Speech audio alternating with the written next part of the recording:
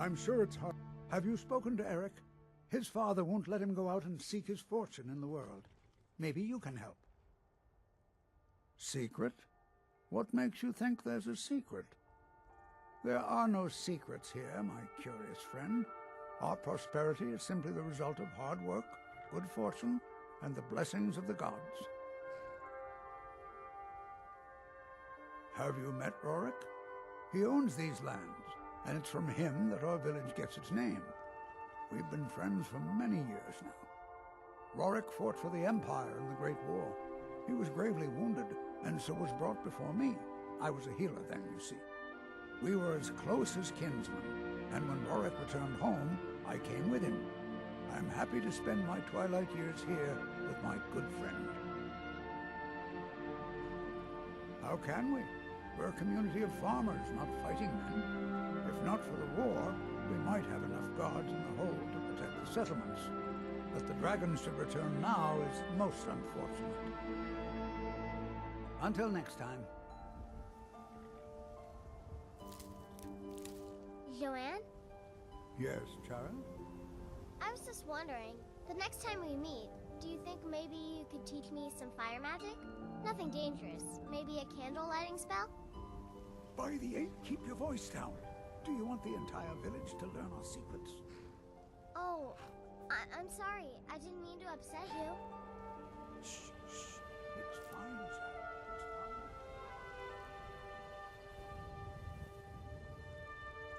It's fine.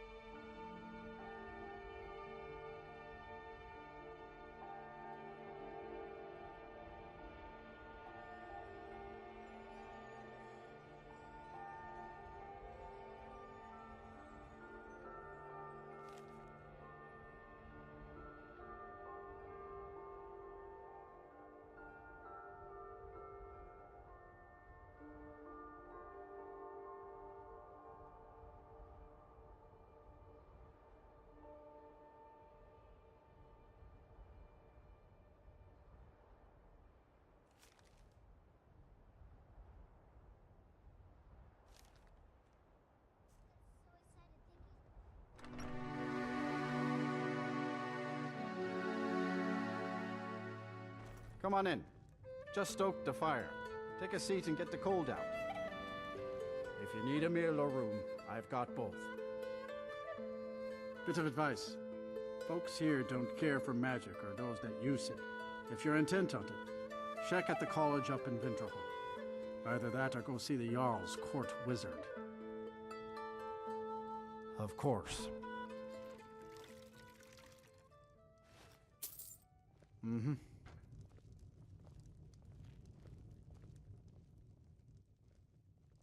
My name's Yarbrough, and yes, I do accept tips. I play Nord music mostly. No reason. I heard this place needed a bard, so here I am. Thank you, friend. I'm saving up to buy a new lute, and, well, you know, musical instruments don't grow on trees.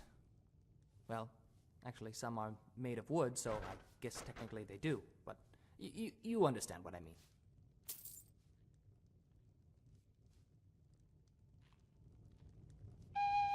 you've got some business in Rorikstead, you should start by speaking to Juane. Not yet, anyway, though it certainly could. With most of the Hold's fighting men committed to the war, there are fewer swords to keep the road safe from brigands and wild beasts. And of course, as the war drags on and supplies run low, our ample fields and stores of food will make a tempting target for desperate men. The best we can hope for, a swift end to the conflict. The longer the war goes on, the worse it will be for all of us, I'm afraid. Yes, that's right. Look around you. Most of the lands you see are mine. Most of this I purchased while my comrades were fighting in the south, helping the Empire against the Aldmeri Dominion. Back then, nothing would grow here, and so the land was worthless. Now, thanks to the hard work and the gods' blessings, our farms prosper. Aye, that I did. I commanded a force of several dozen men, most of them levies from villages in this part of the Hold. I damn near met my end in that war. An old merry soldier ran me through with his blade and left me for dead. A healer named Juane saved my life. He's been my closest friend ever since. I tell you, that man is a miracle worker. Listen to me, stranger, and listen well. The Khajiit caravans are not to be trusted. Sanyon says betrayers shave their rear ends to resemble the Nord ones they are fond of licking. But Zajhirra, she is loyal to the Dalmor. Her rear end is not shaved. Zajhirra need not prove her loyalty. She has informed Sanyon many times of where to find Talos worshippers in exchange for fine skooma. Why? Do you have some? Why are we wasting time talking? That is not how Sanyon does it. It is always skooma first, talk later. Zajhirra does not trust strangers. Smoke of the sugar, breath of the gods. Tell me your secrets, little Bodor. Tell me what I need to know. But not here. Not in the presence of these infidels. They will use it against us, as Madran has. You have been kind enough to provide Zajhirra with a bottle, so perhaps you already know the answer. But I will explain if that is your wish. It is best smoked, although the taste is sweet, but Zajhirra does not use skooma for the taste. The mind is flooded with pleasure, and in that moment anything is possible, and everyone loves you. And when it's over, you will do anything. Scratch and claw, chase your tail, and tear out your fur to get that feeling again.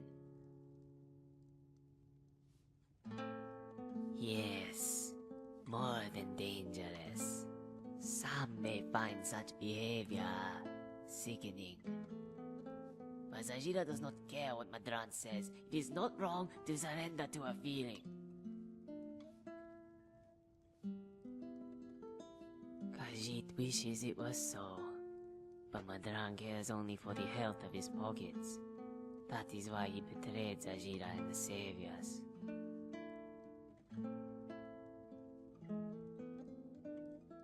He is a Dalmor agent and Zajhirra's friend. She sends him letters by courier. It has the list of names and locations of potential Talos worshippers. Sanyon then kills the infidels and makes a tableau. That is a fancy elf word for a murder party. This gets the attention of the Stormcloaks, who then redouble their efforts against the Empire. The Saviors get stronger, and Zajhirra gets her skooma. Everybody wins. Oh no, they cannot transport the skooma to Zajhirra. It is not allowed. For this, there are peddlers in Sanyon's employ. You may see them on the road from time to time. They smell of hay and skeevers. Zajhirra did not say this. That is the meat talking. It does not have nice things to say like the skooma. It is Zajhirra's job to find the parties and to keep the skooma. You will not take this from her. You must find your own savior to help you. Alright. They are traitors. If you are loyal to gold, you betray the saviors. Zajhirra told Sanyon that Madran was guilty of many such betrayals. Yes, Zajhirra does good work too. The bodies west of Riverwood, that was her doing. People come to pray to the false god. Zajhirra sometimes warns them that Talos is but a man. Yet still they pray. Zajhirra has no choice but to tell the saviors of their blasphemy. She thinks it would be best if they die. Then they can meet Talos in the next world, where he is just another man scratching himself and smelling his fingers.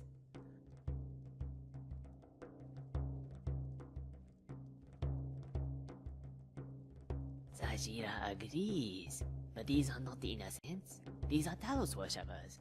The saviors of the moon have stated they must be punished. Zajhirra does not like the killing so much, but as she has said before, sometimes the only way to open their eyes is to close them. Yes, Zajhirra finds Talos worshippers and reports them to Sanyon. Right now, she is shadowing the one called Sonia. She is waiting for her to leave the inn and contact her fellow Talos worshippers. Zajhirra has waited a very long time.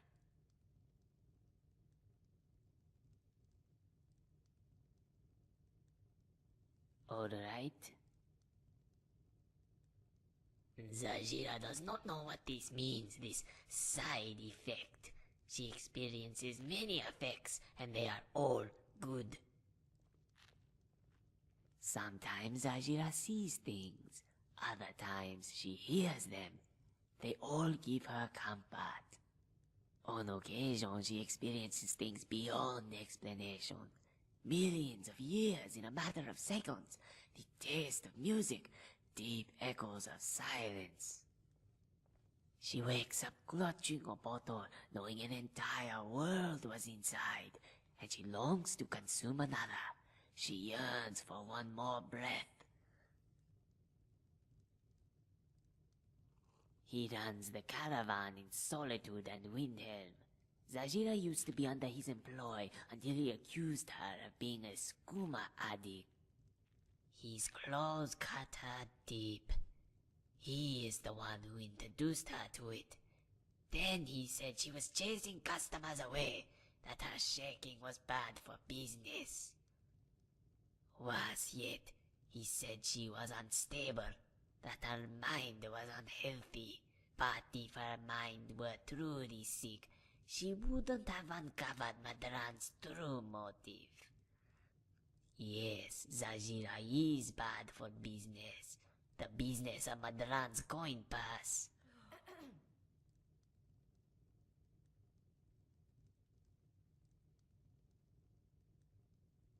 Zajhirra was only trying to warn the stranger. You did not have to return her favor with insults. He wanted a larger share of the profits, but he could not rid himself of the bodyguards. Yet his assistant, he found her unnecessary.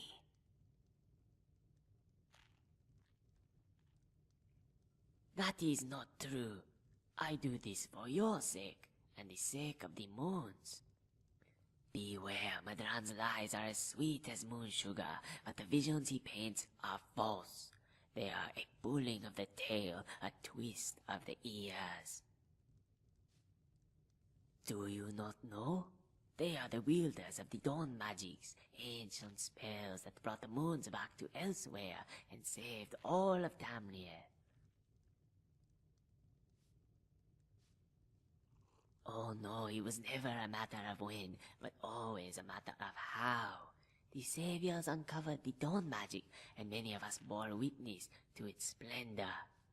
Zajhirra is forever grateful to her golden-skinned friends. Even now, they provide her with the swimmer that keeps her close to the moons. Moons guide you.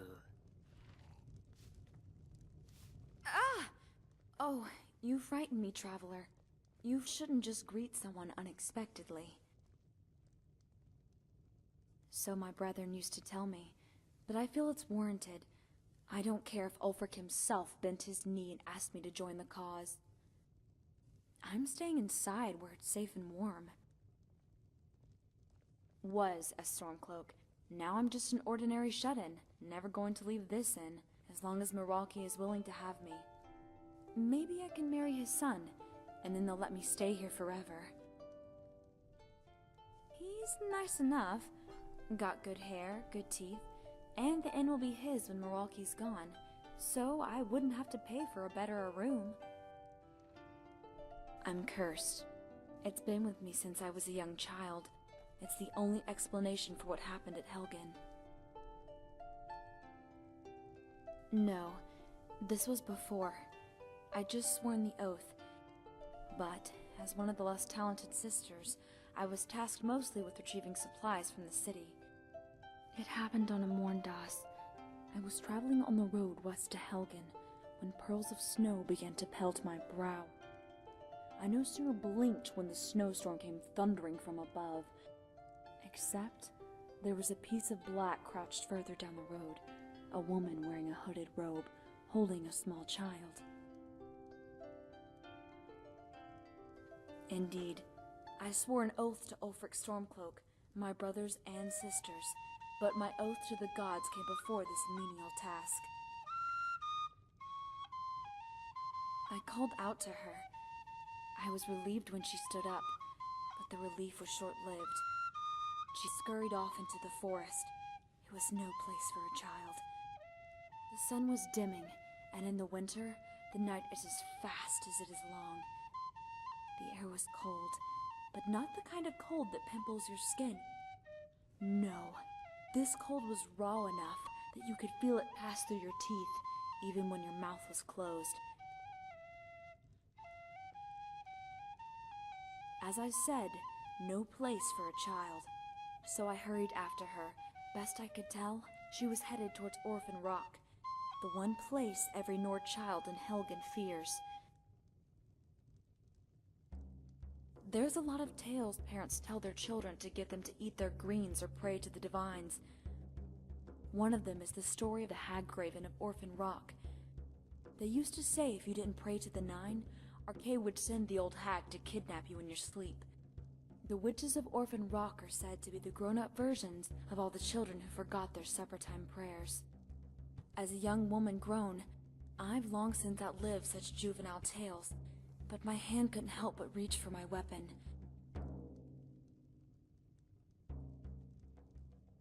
Darkness set in. I bit my lip, trying to keep my focus on the woman and the child. I followed their tracks through the narrow passageway formed by the rock, but when I came out on the other side, the trail had vanished. I found myself standing in a plot of followed dirt, empty save a rock marker. I called out again to the woman, but there came no answer. Then I called out once more, and then came a reply. It was a knock, like knuckles rapping against a door, and with each knock, the noise grew louder. No, not louder, closer. I swiveled around, and in my panic I dropped my mace. It wasn't until I'd reached for it that I saw it. The snow jumping off the dirt, as if the knocking wasn't coming from behind me, but beneath. Higher and higher, until it was right under my feet. And that's when the clouds shifted, and the moonlight lit the marker in front of me. It wasn't a rock marker. It was a grave marker. I did what any sane Nord would have done. When I got back to the camp, the quartermaster demanded to know where I'd been and what had happened to the supplies. In truth, no explanation would suffice. It's just as well, because even I can't explain what was under my feet that night.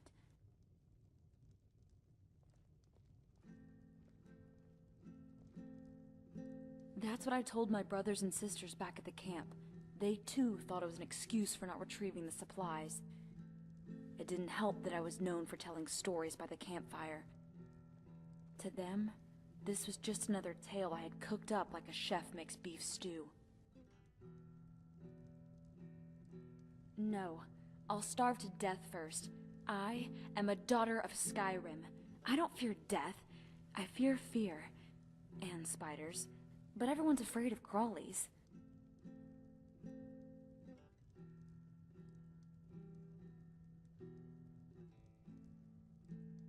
Nobody chooses to starve to death, and neither will I. Not until the choice is between that and leaving this inn. Oh, lots of things, although they usually happen at night. And when I'm alone. But I can't take that chance of them happening when others are around. I'd go out and help Redlith pick out cabbage heads. Only they wouldn't be cabbage heads. They'd be the heads of little children. Then maybe Ragnar will ride by, still making the journey to Whiterun as a headless phantom. Or maybe I'd visit Rorik's manor, and that bear he has mounted on his wall will come alive and reach down and bite him, right while he's cooking. Even here there are times I feel like my presence is a danger. Sometimes when I look up at the animals mounted above Milwaukee, I see the eyes move, as if someone were looking at me from behind them. It's always been a part of me. You see, my mother told me that I nearly died in childbirth. As a result, part of my soul was close to the void, and the wandering dead were drawn to me in their confusion. Yet, she told me not to worry. As long as my heart was full of life, it would fill that empty part of my soul and ward off the dead. Her advice was unnecessary, as a child's spirit is as stout as Shore's bones. It wasn't until I was a girl of 12, my heart broken by a boy I loved, that at first I yearned for death.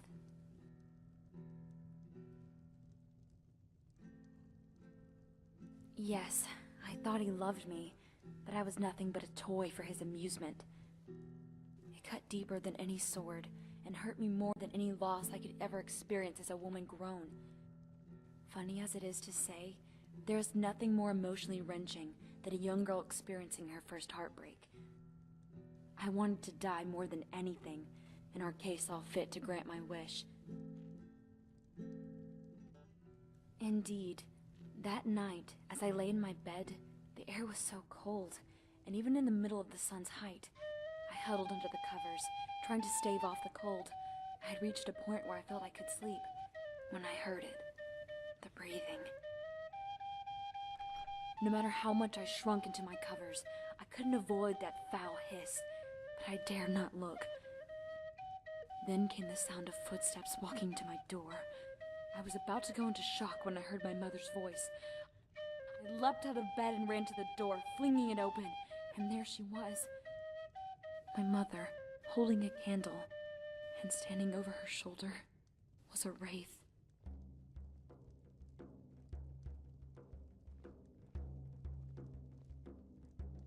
I didn't. I did what my mother always told me to do. I wanted to live, then more than any other time, as 2 lives were on the line. And it worked, until I became a Stormcloak. I think all that talk of dying and going to Sovngarde brought it all back. Alright then.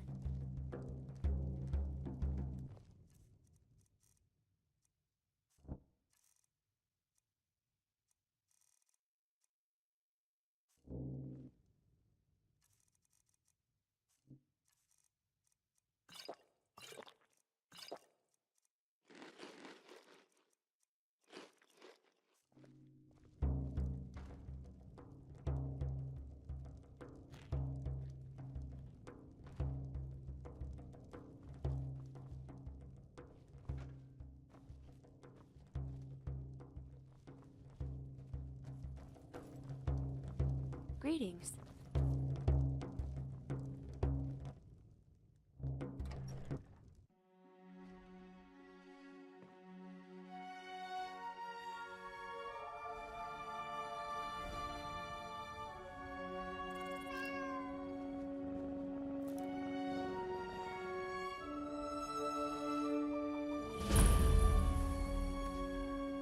talked to Reldith yet? She's like a mother to me. We're honest, hard-working folk here, and we don't suffer beggars or thieves. Do I detect a bit of jealousy in your tone? I would hardly blame you. What calling could be more noble than this? I see in your eyes that you think I jest. I assure you I don't. I am proud, and rightfully so, of the work we do here. Working the soil with your hands, seeing your seeds take root and grow, tending a herd. There is a joy in honest labor you won't find elsewhere. In Whiterun, mostly. Ennis handles the business arrangements, but I know that he has a few purchasers who give us a fair price. Ennis prides himself on his shrewd business schemes. For my part, I'm far happier working with cattle and crops than with people. For that price? Sure. All right then.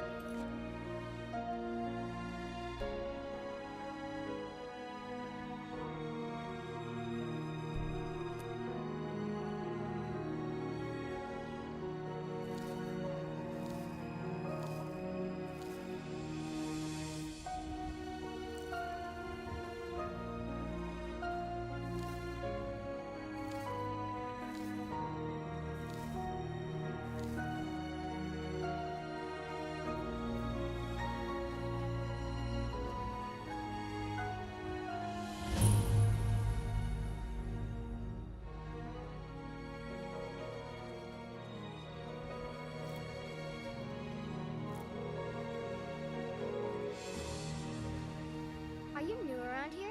You should go to the inn if you need a place to stay.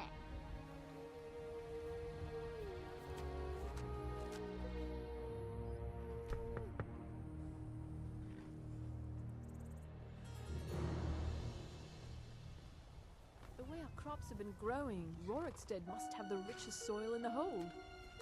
Maybe we should start selling the soil along with the dung. We could make a tidy profit. Who in their right mind would pay for dirt? You'd get laughed out of Whiterun for even trying it.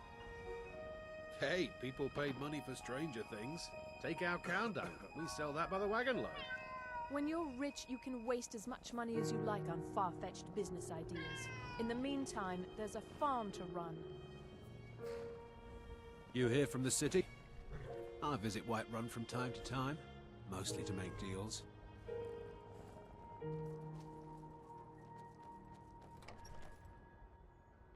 Come on in. Just stoke the fire. Take a seat and get the coal down. Some people complain about farm work, say it's too dull. Me? I've had a little too much excitement for one lifetime. Can't complain. Just glad I can earn an honest living. I used to be a bandit, after all. It's weird, I know. Never thought I'd be anything but a lowlife. Used to spend all day lying around, thinking about all the fat nobles I'd loot. Well, one day this crazy Imperial walks right into the fort, talking some nonsense about how he's gonna turn us all into milk drinkers. We all had a good laugh and threw him in the dungeon. Nope, and neither did the laughs. See, he had a sack full of books, instructions on how to farm crops, sell loot, stuff like that. We started calling him the Archmage of Snowberries. We set up a fake library, and every night we'd have someone read a chapter to the men. It was a real hoot. But funny thing is, I wasn't really laughing. I was listening. Some of the stuff in there was garbage, but a lot of it was real useful, especially the stuff about money. I used to think I couldn't live off a farmer's wage. Now I realize I just didn't know how. Nope, it'd be no use. I can't read. I had to trick one of the other bandits into reading the rest for me. He thought I wanted a good laugh. Probably helped that he was half drunk. Well, for starters, just some basic stuff about the price of food, what to sell and what to eat, and how fast everything spoils. You learn about which farms need the most help during what season and cheap places to sleep. Stuff like that. Things no one ever told me. The Archmage? No. I didn't want the other bandits to know my secret. One night, though, I did slip him a bottle of poison. Figured he was a dead man anyway. Might as well let him go out on his own terms.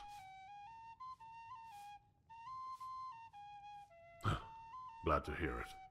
Seems the gods owed him a favor, seeing as he saved my life. All right, then.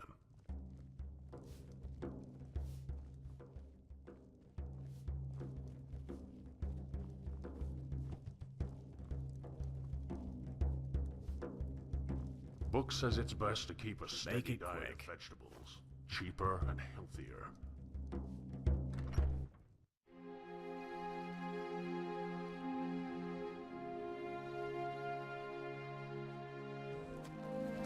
Are you new around here? You should go to the inn if you need a place to stay.